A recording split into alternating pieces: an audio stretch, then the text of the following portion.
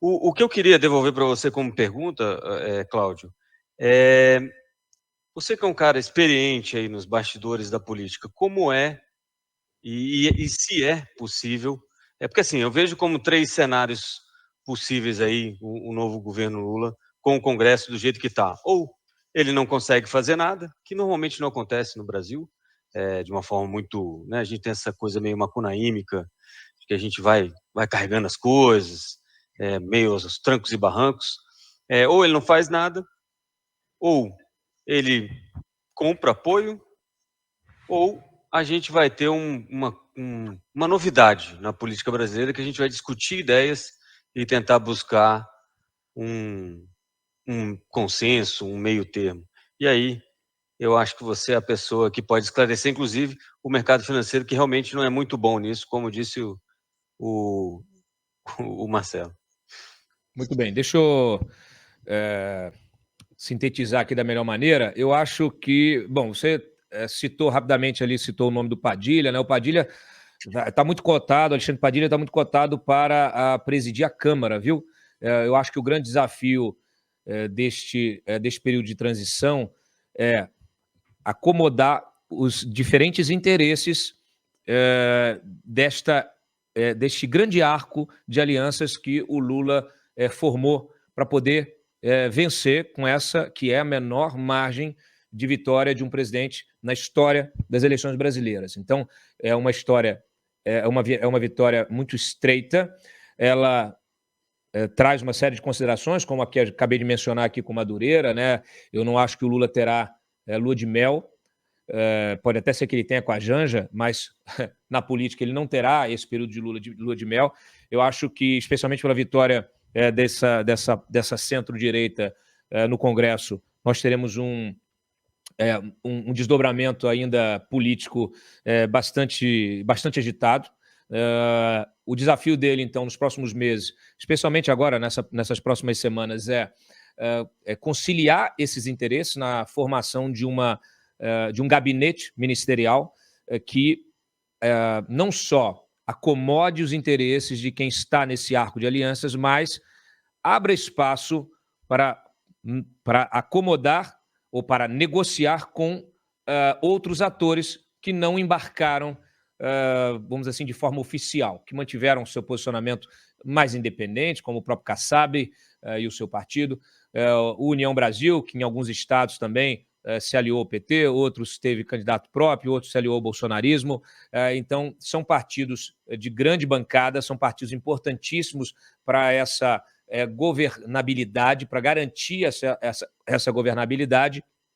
E, num primeiro momento, a forma de negociação dessa governabilidade ela será justamente com a máquina pública, com os espaços disponíveis na máquina pública. Temos espaços valiosos, temos os bancos, temos as estatais, temos as autarquias, temos as agências reguladoras, temos os ministérios.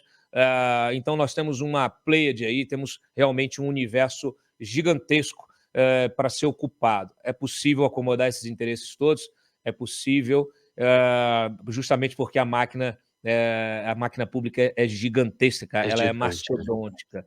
Né? E, assim, considerando a capacidade de articulação do Lula, a capacidade política dele, ainda que ele esteja bem envelhecido, e considerando o que ele fez, o que ele conseguiu fazer no primeiro mandato, eu acho que a expectativa é essa, é tentar que o Lula repita essa acomodação de interesses, não deixando prevalecer uma agenda hegemônica do PT, que é uma agenda mais radical, que nega, né, inclusive a própria esquerda,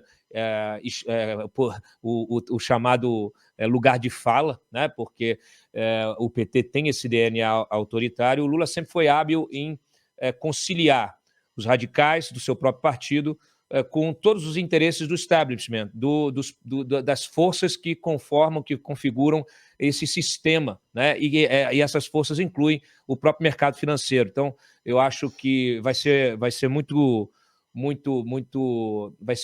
período muito rico de informações, muito cheio de notícias, de balões de ensaio, né? Que é para você testar um termo que a gente usa para se testar nomes, né? Então, isso acontece sempre num período de transição.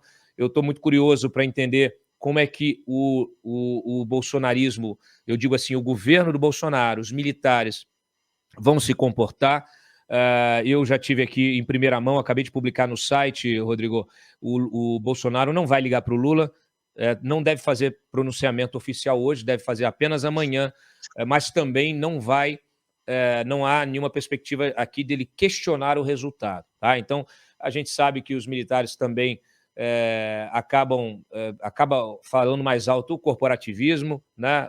O Lula já vinha durante a campanha com alguma interlocução junto aos militares. Os militares tiveram também, foram muito valorizados no governo do PT, em função daqueles grandes programas de reaparelhamento da aeronáutica, da marinha, do exército, programas que ainda estão em curso, porque muitas dessas compras, construção de submarino, compra de avião, tudo isso são grandes contratos de algumas dezenas de bilhões, que são contratos que eles têm um cronograma de entrega muito longo. Então, acabou que o Lula fechou muitos desses contratos, a Dilma fechou outros, entrou Temer, veio o Bolsonaro, tivemos o início da entrega de alguns desses equipamentos militares agora. Então, o Lula, inclusive, ainda poderá lançar a mão, né, da prerrogativa de ter iniciado, de ter proporcionado esses contratos lá fora, e eu tenho certeza que esses interesses vão acabar se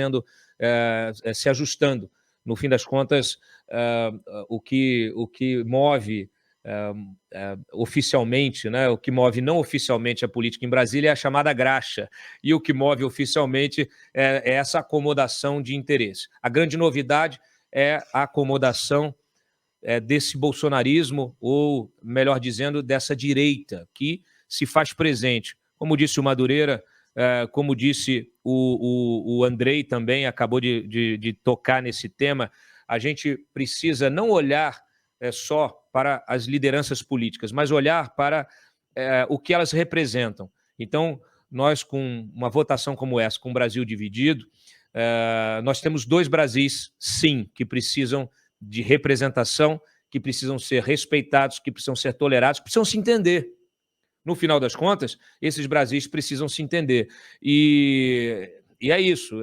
Eu acho que só com esse entendimento que a gente vai conseguir prosperar. E aí eu acho que o mercado, especialmente a mão invisível do mercado, voltando ao nosso início da nossa conversa aqui, ela tem um papel fundamental para criar as condições de diálogo, porque a gente sabe que o poder político também ele decorre do poder financeiro, do poder econômico dessa turma aí da Faria Lima. Então nós temos, inclusive, vários agentes econômicos que estiveram presentes e que se beneficiaram muito do governo do Lula, do governo do PT, e permaneceram presentes no governo do Bolsonaro e seguirão presentes no governo do PT novamente.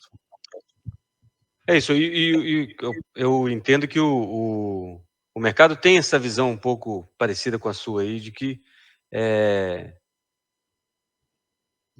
o Congresso, do jeito que está, evita que haja grandes mudanças, né? Aquela história do transatlântico, né? Você não vai dar um cavalinho de pau no transatlântico. E é basicamente essa a esperança do mercado, e conforme os nomes forem aparecendo como o balão de ensaio ou já confirmados, eu acho que o mercado vai botando a mão em algo mais tangível e aí entendendo melhor para que lado a gente vai, embora ninguém acredite muito numa grande mudança.